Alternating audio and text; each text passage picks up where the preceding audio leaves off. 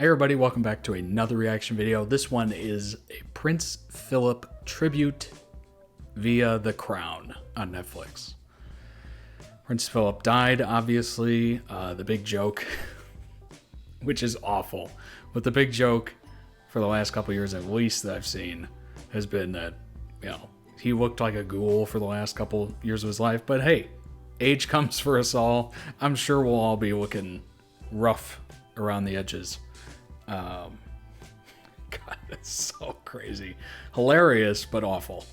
Yeah, I didn't really know much about Prince Philip or heard much about him until I watched The Crown. You kind of see some of the backstory of him fighting for a title, being the rock of Queen Elizabeth II, and overall just kind of it's such a tough position because you're trying to be the rock of the family, but you just hope to God your wife, aka the Queen, takes you at your word or like follows you at all. It's a tough position that I do not envy. That would be difficult. Just a constant power struggle. Yikes.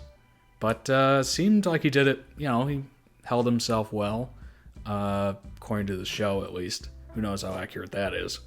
But this was requested by a Patreon subscriber. If you too would like to join the Patreon, link down below in the description. Like the video if you like it. Subscribe to the channel. Let's go.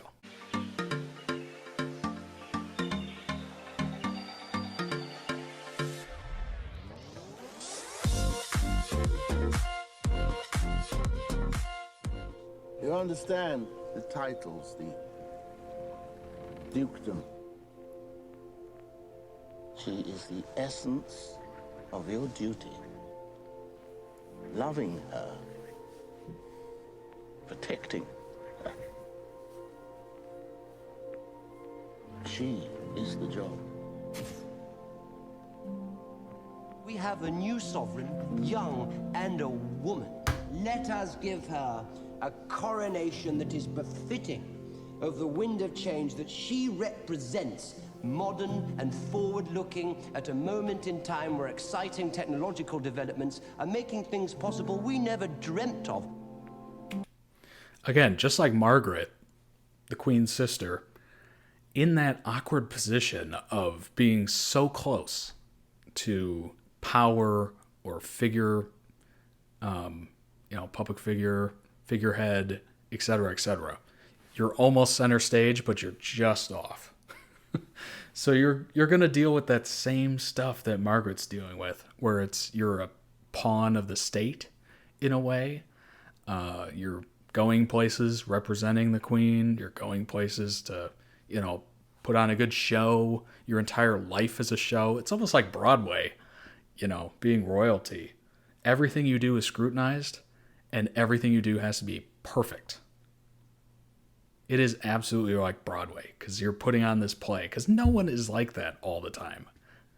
I mean, you can try to act the part, but everybody knows as soon as that door closes and you're the only one in the room, you just go, ugh. You're just a normal human being. All right. Yeah, it's a tough spot. Such a tough spot. I don't envy it. I have to take off from Cologne. Bad weather meant they couldn't land at Brussels. While attempting to land in Ostend, I'm afraid all 12 souls were lost.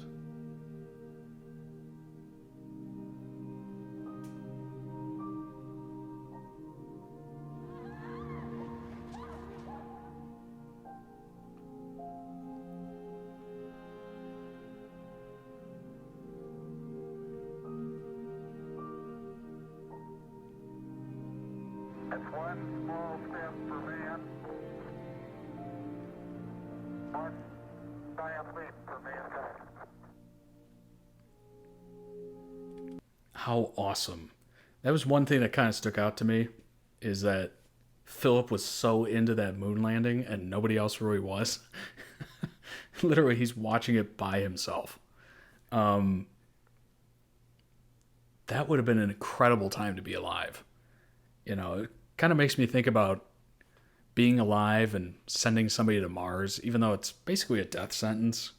That first couple groups that go over there, it's a one-way journey. It's a one-way trip.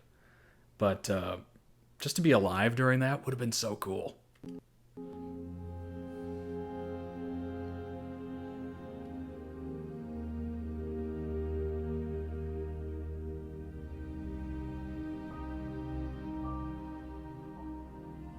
Having ridiculed you for what you, these poor, blocked, lost souls, were trying to achieve here in St. George's house, I now find myself full of respect and admiration, and not a small part of desperation. As I come to say, help.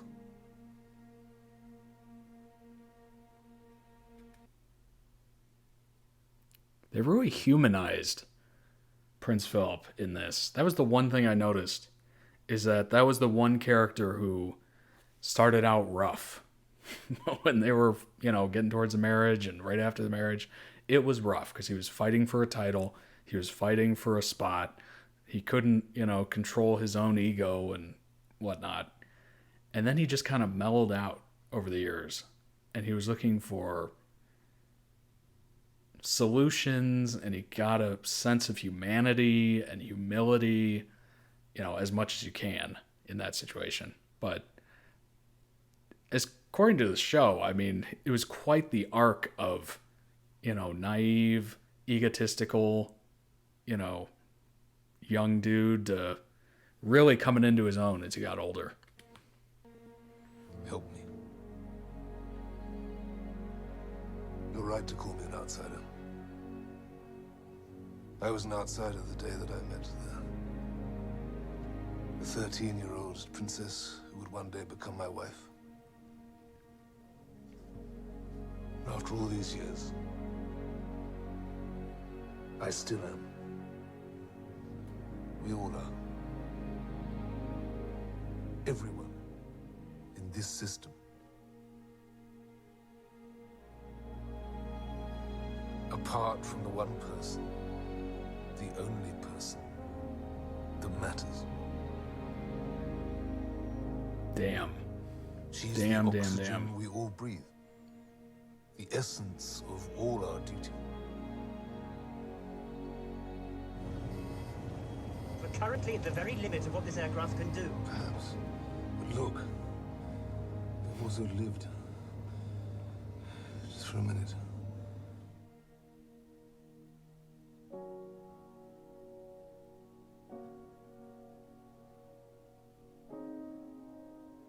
It's very cool.